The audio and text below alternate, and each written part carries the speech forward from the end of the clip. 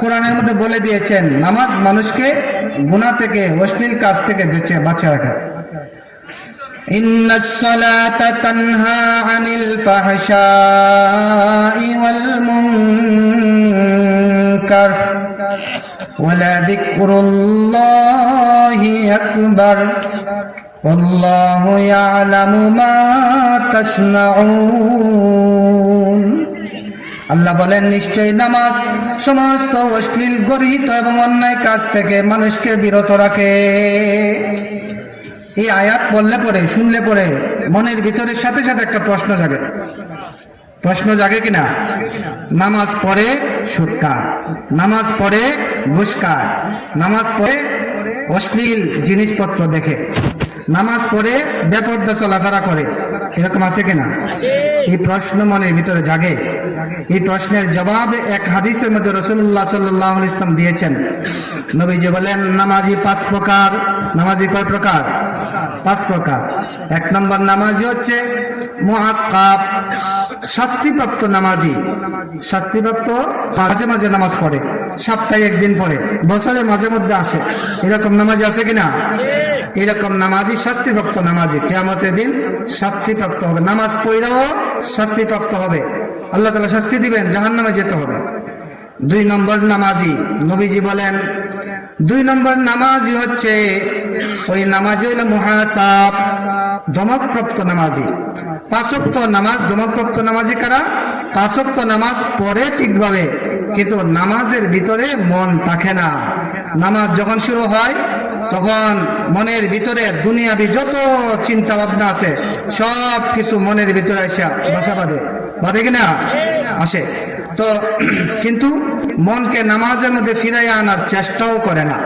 এইরকম নামাজিকে আল্লাহ তাআলা হাসরের দিন ধমক দিবেন, তুমি এইভাবে নামাজ পড়লে কেন? এইরকম নামাজিকে বলা হয় সালাতুল গাফিলিন, গাফেলের নামাজ, উদাসীনের নামাজ। প্রথম যে নামাজ এটাকে সালাতুল মুনাফিকিন বলা হয়, 1 ওয়াক্ত পরে আর 1 ওয়াক্ত পরে না, এটা মুনাফিকের নামাজ। এই নামাজ পড়লেও মুনাফিক। 3 নম্বর নামাজি মুকাফফার, নবীজি বলেন যাদেরকে আল্লাহ তাআলা ক্ষমা করে দিবেন, হাসরের দিন আল্লাহ মাফ করে দিবেন। কেমন নামাজি?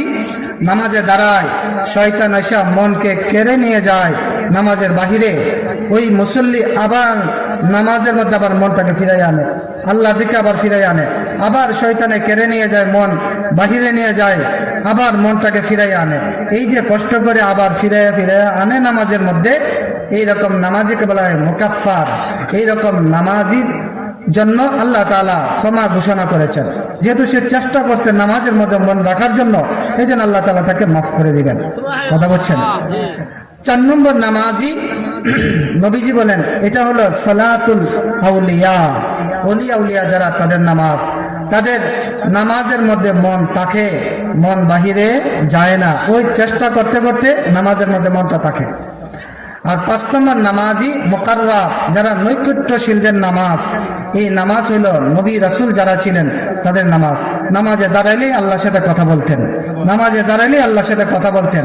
এটা হলো সালাতুল মুকাররাব, অর্থাৎ আল্লাহ নৈকট্যশীল বান্দাদের নামাজ, নবী রাসূলদের নামাজ ছিল এটা। তাহলে আমরা 4 নম্বর নামাজি, নামাজের মধ্যে মন রাখা। 3 নম্বর নামাজি, মন নিয়ে যাবে শয়তান, আবার কেড়ে কেড়ে আনা। এইরকম নামাজি যদি হয় 3 আর 4, 3 আর 4 নম্বর যদি হয়, গুনাহ থেকে, অশ্লীল কাজ থেকে ওই বান্দাকে আল্লাহ ফিরাইবেন। কথা বলছেন? আর মাঝে মধ্যে পড়ে, আবার নামাজ পড়ে কিন্তু মন থাকে বাহিরে, এইরকম নামাজের দ্বারা গুনাহ থেকে বাঁচা, অশ্লীল কাজ থেকে বাঁচা, সুদ ঘুষ থেকে বাঁচা সম্ভব না।